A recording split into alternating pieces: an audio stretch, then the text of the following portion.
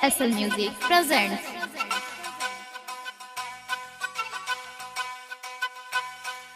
मन करे मर जाई जोहर खाके रे राखी कौन बांधी ना मोहिन बके रे मोहिन बके रे मोहिन बके रे दूसरा की बहनिया ना हमरा पोता के रे राखी कौन बांधी ना मोहिन बके रे डीजे मनीष रक्सौल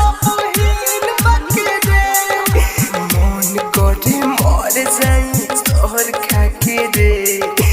राखी कौन बांधी ना मोहिन बके रे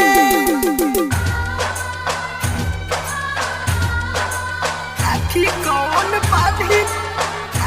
कौन बांधी ना मोहिन डीजे मनीष रक्सौल राखी कौन बांधी।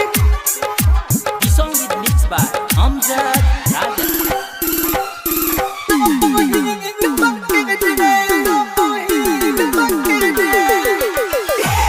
साले हम अपना मनवा के टोलनी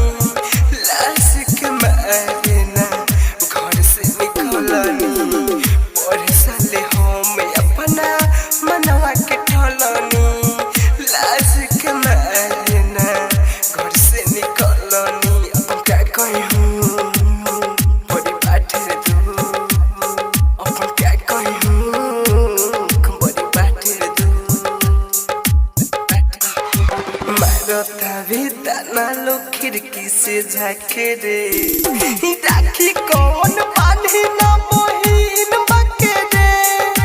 मन करे मर जाई जोहर खाके रे राखी कौन बांधी ना मोहिन बके रे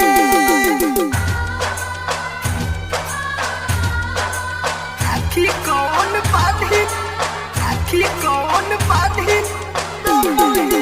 डीजे मनीष रक्सौल राखी कौन बांधी। The song is mixed by Amjad Raja.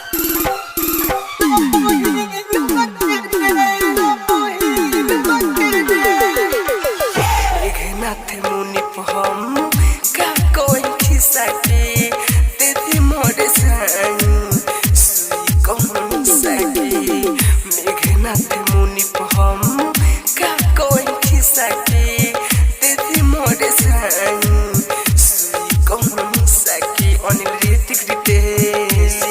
मुन्ना सहता कॉलेज अनिल ऋतिक रितेश मुन्ना सहता कॉलेज जदे राजा तू समझावे आके रे राखी कौन बांधी